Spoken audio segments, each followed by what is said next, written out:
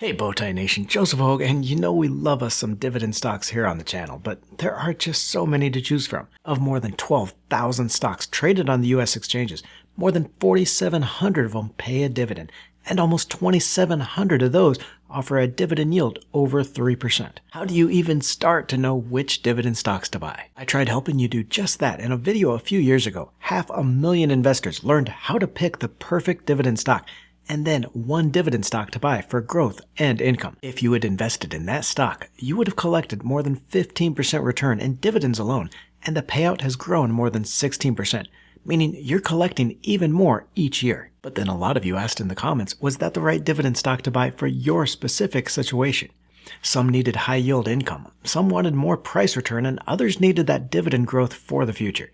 I realized that while the dividend stock was a great overall pick, it wasn't right for every investor, and in fact, it was a case of the stock being so good in many broad criteria that it wasn't great for any one alone. So while that dividend stock was a good overall investment, producing consistent and growing income, for this video, I want to show you the best dividend stocks to buy for your situation.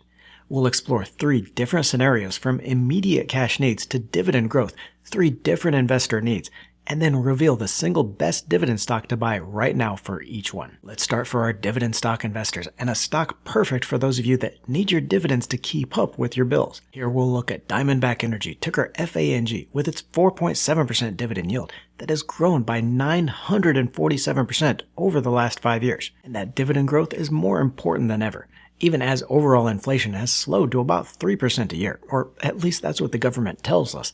The big bills we pay are surging.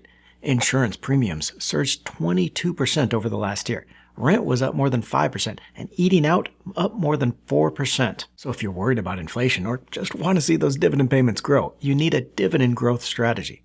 To find how much a stock has increased its dividend in the past, we can go here to the Historical Data tab on Yahoo Finance. We'll change the time period to 5 years and to show dividends only. And here, for example, with FANG, we can see every dividend made over the past 5 years, from 18.8 cents per share to $1.97 a share past this month. Dividing the current dividend by the previous gives us that dividend growth, but there are a couple of things you need to remember here. First is that dividend paid may include a special dividend, which can mess up your calculations. We'll dig into the Diamondback dividend in a minute, but the base dividend is actually 90 cents a share here. Still a very strong 378% growth, along with that special dividend that was $1.07 in the quarter. The other thing to remember is that dividend growth in the past doesn't necessarily mean it's going to grow in the future. What I'm looking for here, though, is we can look to these past dividend growers for the companies with that commitment to put more money in your pocket.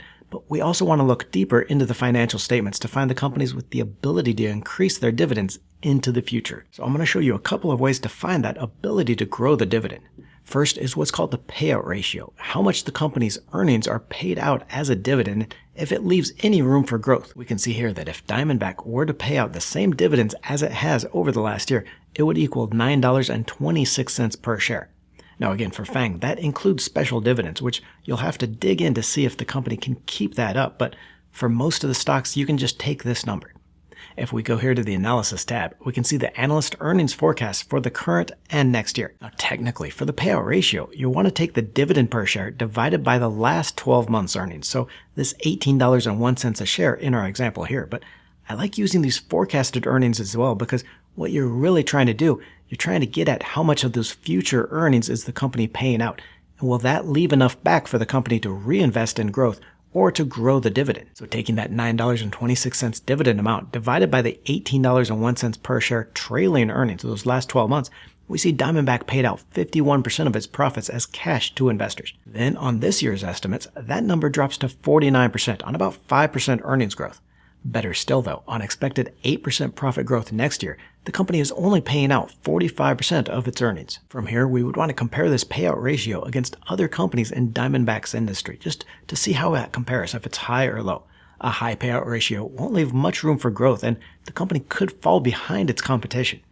But for that idea of dividend growth here, we see that Diamondback is paying out just half of its earnings, and more importantly, those estimates for increasing earnings means the company should be able to grow its dividend into the future. Another measure here, we can go to the company's financial statements and presentations found on the Investor Relations page. Within Diamondback's May presentation, we see a forecast for how much cash flow the company generated and its return of capital plans. This and management's outlook can give you a really good idea of the dividend growth for the future. For example, here we see that not only does FANG pay a base dividend of 90 cents a share plus that variable dividend it can increase along with its earnings, it's also paying $42 million to buy back its own shares in the last 3 months. Given that dividends are a much more public and visible cash return, companies usually choose to keep up that dividend when cash gets tight, so we can assume that even if earnings do fail to grow as fast as expected, the company can take some of this buyback money and use it to grow that dividend instead. And in that same presentation, we see that Diamondback is forecasting 4% growth in oil production per share for the full year, along with 7% dividend growth, and capital spending down 10%, so spending less to produce more. FANG is an industry leader in cash flow generation, producing one of the highest cash flow margins in its peer group, and getting more out of its spending.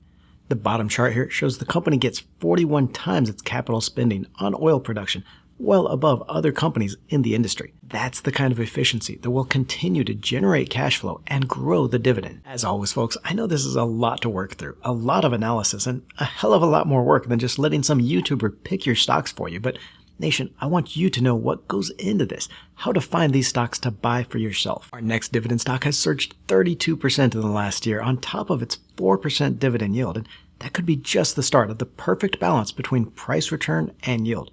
But I want to get your input on this as well. What do you need from a dividend stock? What would that perfect dividend income look like for you? So let me know in the comments, what do you want to see in dividend stocks highlighted on the channel? I'll also leave some links to other dividend videos in the description below to give you some ideas here. International Business Machines, ticker IBM, not only pays a 3.9% dividend yield, but has seen the price jump 32% in the past year and could continue to be your best dividend stock for price and yield. And you know we love those high yield stocks, folks, and I'll reveal my favorite high payout stock in our last scenario, but I want you to look at this recent table of a high yield dividend stock returns and tell me what you see. Look at the dividend yield here. Now look at the total 5-year return of the stocks, the return that includes the dividend and the price. That highest yielding stock was actually the lowest return by a long shot. So as long as you're not depending on your dividends to pay your bills, if you're not living off that cash flow yet, then usually investing for a balance between price return and dividend yield is going to be your best investment. And it's not just for that total return either, but you'll save thousands of dollars on taxes as well, because much of your return, that part from the price appreciation, won't be taxed until you sell the stock, instead of every year like you pay your taxes on dividends. Now, finding those stocks with the best potential for price return is what we do every week here on the channel.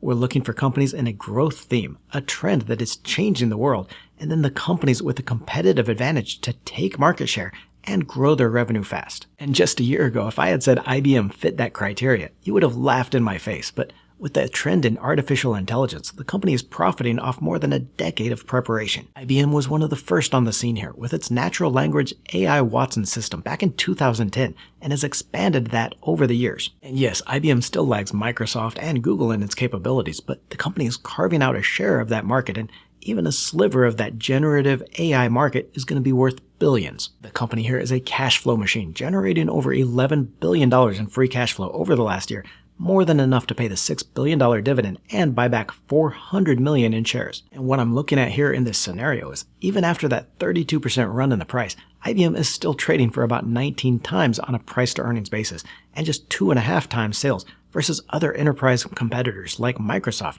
trading for 36 times earnings, and Oracle, trading for 29 times earnings and double the price to sales investors are paying for IBM. That means IBM is still considered a value stock in this theme and could see its share price continue higher along with the AI trend. We're on to our high yield stock next, a dividend payer that pays nearly 12%, but if you need that monthly cash flow to pay your bills, you're going to want to check out this video next. Just 4 monthly dividend stocks that'll put cash in your pocket every single week. Our high yield stock is PennantPark Investment, ticker PNNT, a business development company with an 11.6% dividend yield. Revisiting that table and a recent video on high yield stocks, PennantPark wasn't the highest yield, but it was the highest dividend that didn't see its stock price evaporate and actually produced a 93% total return over the last 5 years. So if your focus is solely on that dividend yield, maybe you're retired and living off your dividends, then that price appreciation may not be quite as important to you.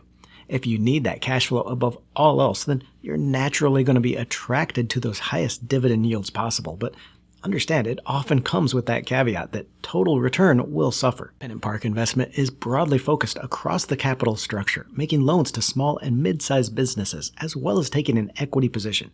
While 58% of the debt here is first lien secured, it has a little riskier portfolio with 22% equity and 13% subordinated debt. That additional risk feeds into the higher dividend yield and is going to generally mean higher price return as well when times are good. Click on the video to the right for the easiest cash flow portfolio ever. Just 4 monthly dividend stocks that will pay you every single week. Don't forget to join the Let's Talk Money community by tapping that subscribe button and clicking the bell notification.